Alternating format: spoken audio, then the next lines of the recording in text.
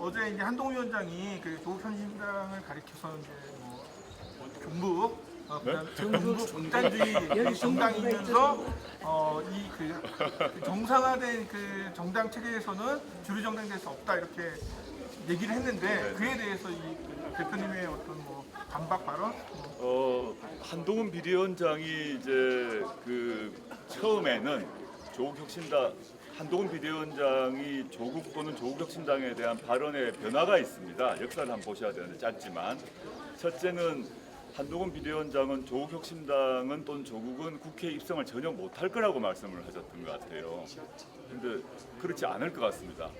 그랬더니 두 번째 지지율이 높아지니까 두 번째 또 주장을 하시는 게 뭐냐면 비례대표 관련해서 승계를 못하게 하겠다라는 얘기를 하셔서 제가 2009년에 그런 법안 위원이다라고 얘기했더니 그 뒤로는 그 말 또 말씀을 안 하시는 것 같습니다. 드디어 세 번째가 나온 것 같아요. 세 번째가 뭐냐면 조국혁신당은 극단주의 정당이다. 극단주의 정당이란 건데 일단 극단주의란 말 쓰게 되면 제가 테러나 방화나 이런 걸 해야 될 것 같은데 저는 테러나 방화를 할 생각은 없고 그다음에 극단주의란 말을 갖고 있는 뭐 제가 아무리 봐도 극단주의처럼 생기진 않으신 것 같습니다. 뭐 그다음에 그보다 더 중요한 것은 우리나라에서 정말 극단주의적 행태를 보이는 사람이 누군가에 대한 얘기를 꼭 반문하고 싶습니다. 그 한동훈 비대위원장이 극단이란 말을 썼을 때는 뭐 법률 문제, 사법 체계를 어긴다 이런 얘기를 막 하고 있는 것 같은데 실제 우리나라 사법 체계를 왜곡해서 자신의 범죄와 비리를 처벌되지 못하도록 또 처벌받지 않으려고 하는 집단이 누구인가를 국민 여러분께 좀 반문하고 싶습니다.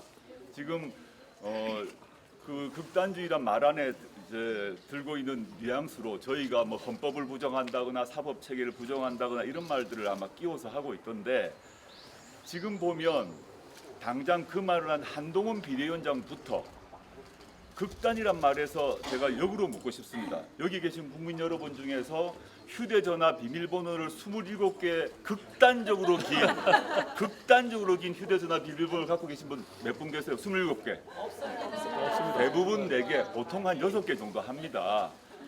저 오늘 오지 않으셨습니다만 저희 비례 후보 중에 1번이 그 박은정 그 부장검사신데 전 부장검사신데 그분은 그 윤석열 한동훈 검찰 라인에서 그분에 대해서 감찰을 했습니다. 조사를 했습니다. 그러면서 그 박은정 후보 보고 비밀번호 풀으라 그랬어요. 박은정 후보는 자신의 비밀번호를 윤석열 검찰에게 내줬습니다. 자기 공개했어요. 떳떳하기 때문에. 그런데 한동훈 비대위원장은 왜 첫 번째 27개라는 극단적으로 긴 휴대전화 비밀번호를 왜 했는지 일단 그걸 반문해 주십시오. 여기 계신 분들은. 우리 평범한 저는 비극단적인 비밀번호를 갖고 있어요.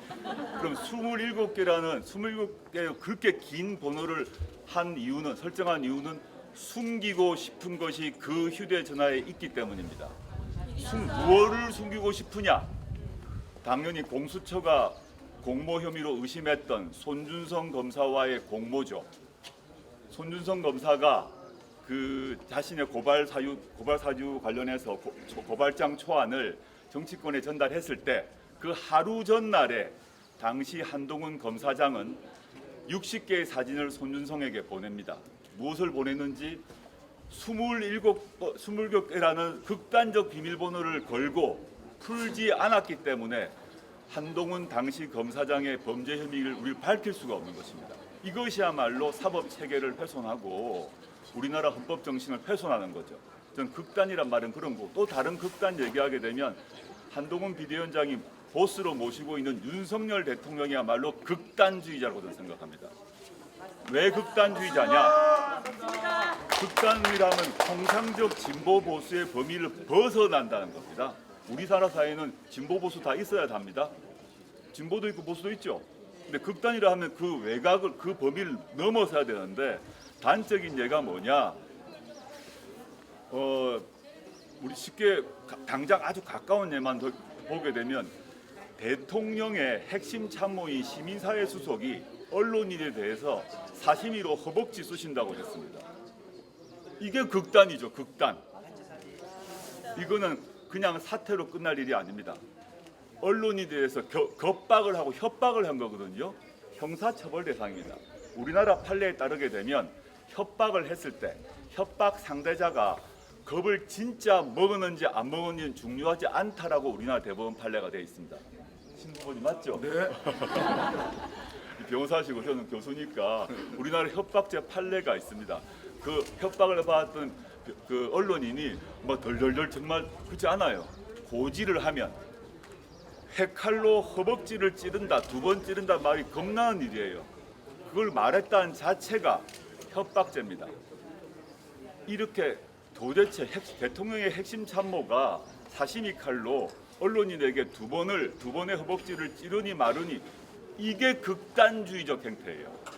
그리고 진보 보수가 모두 합의했던 홍범도 장군의 흉상을 뽑아서 옮기겠다는 것이 극단적 행태입니다. 저는 그래서 한동훈 비대위원장이 저희 보고 극단주의자라고 얘기를 하는데 뭐 저는 그 옛날에 국가보안법 전과가 있어요. 옛날에. 근데 우리 이혜민 후보가 극단주의자처럼 생겼는지 극단적으로 멋있다. 그 정도만 답하겠습니다. 할 말은 많은데 너무 길게 하면 뭐 안 될 것 같고 그 정도 답하겠습니다.